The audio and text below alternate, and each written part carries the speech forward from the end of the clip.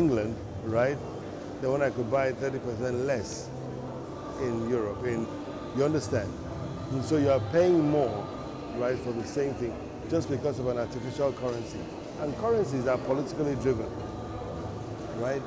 You adjust the value in England if we had a currency that was less expensive than it was.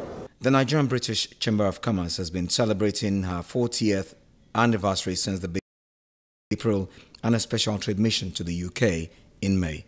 Nigeria, Africa's biggest economy, is beset with many uncertainties.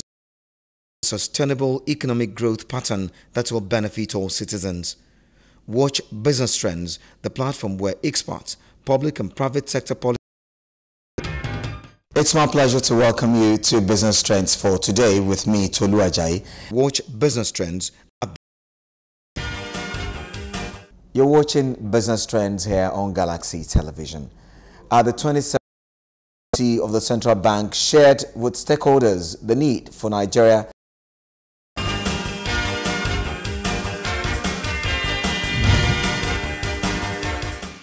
There are still some dissonances within our policy environment that we need to take account of and we need to deal with. The most interesting of all, these two. What this is telling you is that even though the economy, wages and salaries are still shrinking. The rate of growth of wages and salaries are still shrinking. Beyond that, costs rising, activity still in negative territory means corporates are also still under pressure. Corporates are also still. For my money, this is something that we cannot ignore for much longer. Minimum wages, last reviewed in 2011, have lost 50% of their value at the very least. Now, of course, I do understand where I should be coming from and who's going to pay for that.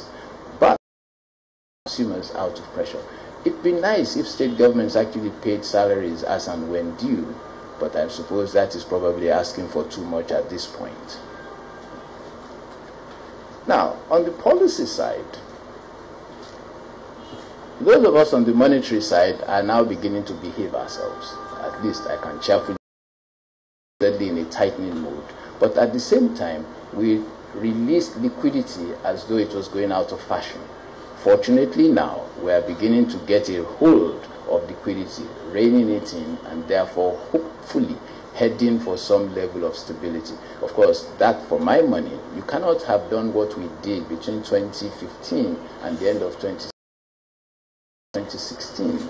Money supply, M1, had become about 11 trillion. And then people tell me that, the currency is weakening, inflation is rising. And I scratch my head wondering whether the same economics I read is the same economics that they refer to. If you do what we had done, you get what we got. Now has a problem of fiscal dominance. So it's very simple and straightforward as that. Because people say to me, oh, for the last couple of meetings, you people just hold. And I say, well, sorry, there's not a great deal more that we can do at this point. Fortunately, the budget is now passed, and that provides a framework for reviewing it. But whether we like it or not, this is a time when Nigeria is going to have to think away from the government. My point earlier was about the need for private sector capital to be the driver of economic investment to almost twice that level. And if we are going to do so, it's not going to be driven primarily by government investment. It's going to have to be driven by private investment.